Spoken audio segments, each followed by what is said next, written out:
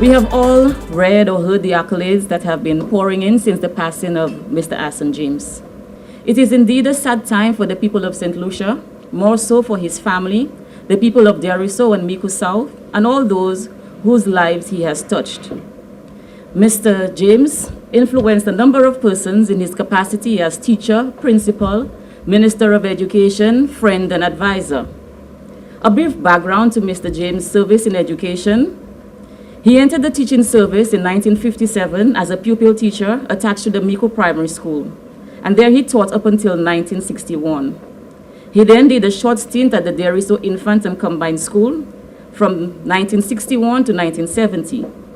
In 1970, he was transferred to the Micoud Secondary School, where he taught and then served as principal from 1973 to 1981. He also served as at the Vieux-Fort Senior Secondary School from 1981 to 1985 and returned to the Micoud Secondary School as principal from 1985 to 1997. Mr. James served as a Minister of Education from 2006 to 2011. All those who worked with him remember him for his humility, professionalism, and dedication. He was a man of service and committed the last 60 years to service for our nation. The staff of the ministry extend our deepest condolences to his family and friends. We ask that God strengthen them in this difficult time and that they find comfort in the knowledge that they are being held up in prayers. Mr. James will be remembered fondly, and his contribution to shaping this island's education landscape will not be forgotten. Yesterday, we all woke up to the very sad news of the passing of Mr. Arsene James, former parliamentarian for Micoud South, former Minister of Education, former principal and teacher. It came as a shock to many, and we continue to struggle to come to terms with what that means for us as a party and also as a community. Although the constituency boundary demarcates Micoud North from Micoud South, but those who are familiar with that community will know that in many respects we perceive ourselves as one Micoud. So it is a loss for the entire district of Micoud, including Micoud North and Micoud South, the two constituencies. Mr. James distinguished himself as a statesman of extraordinary capacity, wisdom, poise, and grace. I have no recollection of him being disheveled, unnerved, or angry. He was very principled, and though firm, was very genteel about it. Within our Flubble family, his opinion mattered greatly. He was our elder statesman, our father figure, the person to whom we would go for advice, and may I even suggest the final word on any given matter. He dispensed with his responsibilities with fairness, and one of the things I think he will be most remembered for is his people-centered politics. Whatever he embarked upon,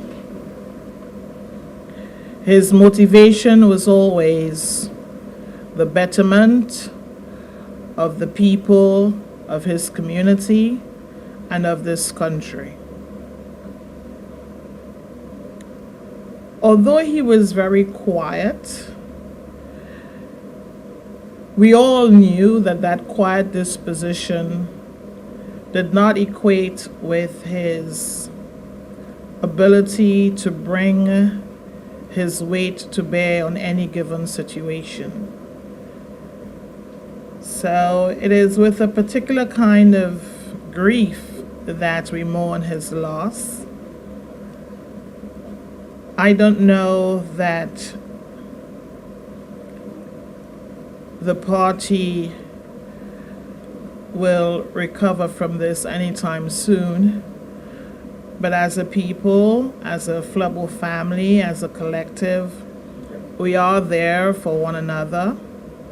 And I think it is that bond that will see us through this very difficult period. As a Minister for Education, I have very fond memories of interviewing Mr. James while I was a doctoral student. And it is a conversation that will remain very dear to me for a long time to come. I still have in my office the furniture that he used. And the number plate on the ministry's vehicle is a number plate that he used. And there's a kind of fondness that we shared that was not extravagant, but profound. Little did I know that back then, when I had interviewed him as a student, that I would one day be the Minister for Education. And thank goodness, much of what we discussed found its place in my doctoral thesis and publications that followed. And now more than ever, I feel particularly compelled to ensure that I breathe into action, give meaning to some of the policy issues that we had discussed well over 10 years ago. On behalf of the Ministry of Education, principals, teachers, the former teaching staff of the Micoud Secondary School, those who would have served during his stead as principal, his colleagues who would have served alongside him while he was at the Vieux-Fort Comprehensive School as well. And on behalf of the people of Micoud North, I wish to express our sincere condolences to his family, to his friends, and to the constituents of Micoud South.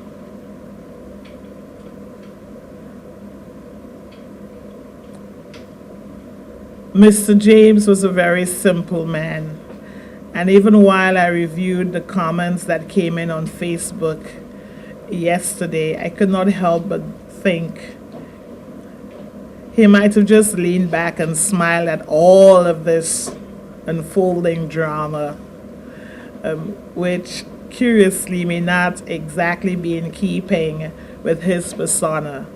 Very quiet, very private, very unassuming, but such a beautiful soul. I beg of you to continue to pray for his family and his friends.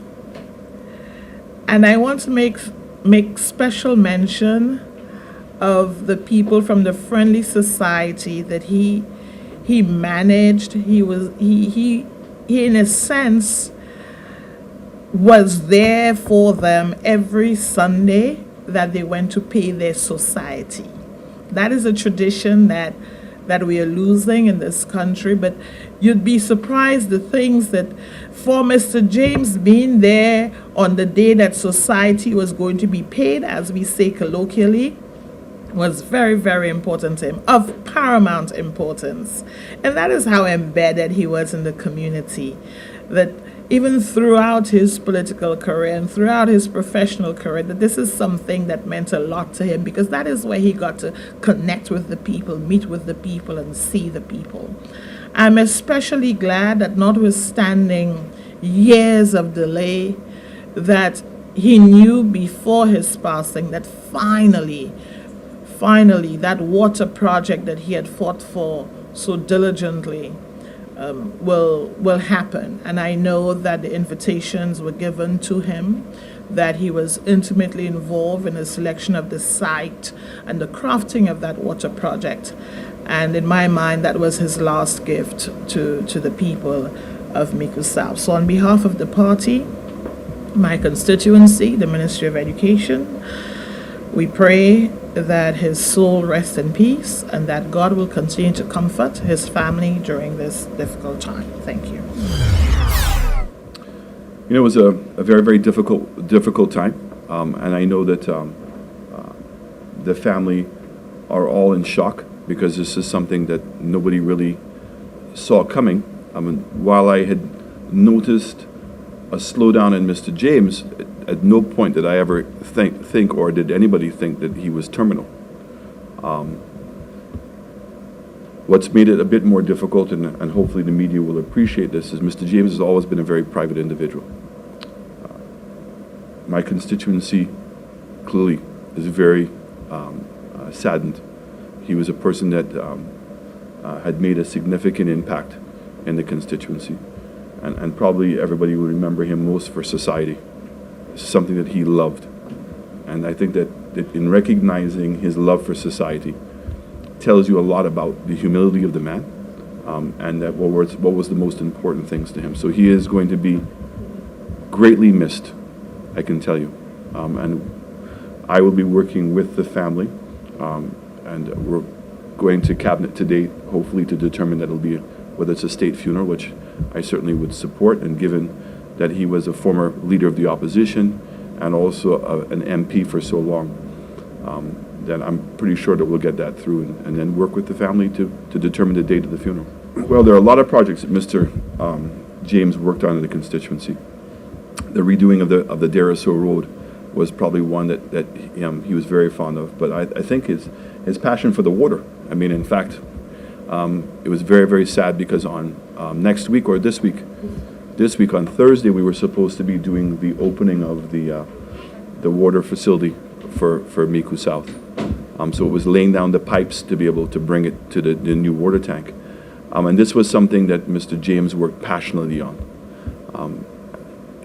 And then the rest of it was really the work that we were doing collectively together. Because, I mean, I was really working in harmony with him. We were in the process of redoing the health center. It was in a very isolated area and was continuously being broken into. And so that's under construction right now. I have to say too that the road that we did in La Couville and Dugas was something that he was very, very proud of. I think that he was overwhelmed, like many of the other people in the constituency, to the standard that road was developed.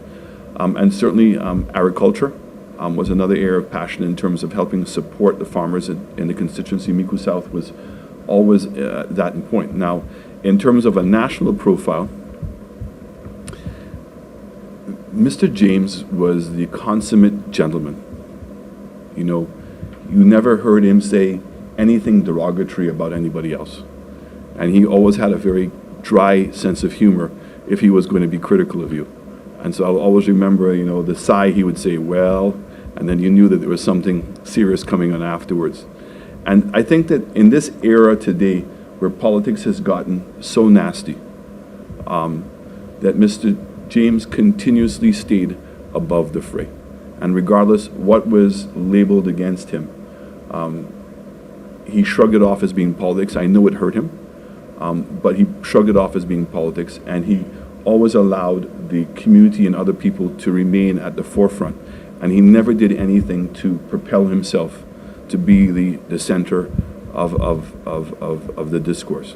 But his humility, the great statesman that he was, and certainly how he handled the situation in opposition when he was the leader of the opposition and then he was removed. You know, you never saw him throw his party under the bus. He never criticized anybody, and he continued to play his role, and he was really the consummate team player in that regard. So I would like to say to the young people of our country that may be discouraged by politics, if they can look back at his history, I think that he set an incredible example and a very high standard for the rest of us to be able to pursue.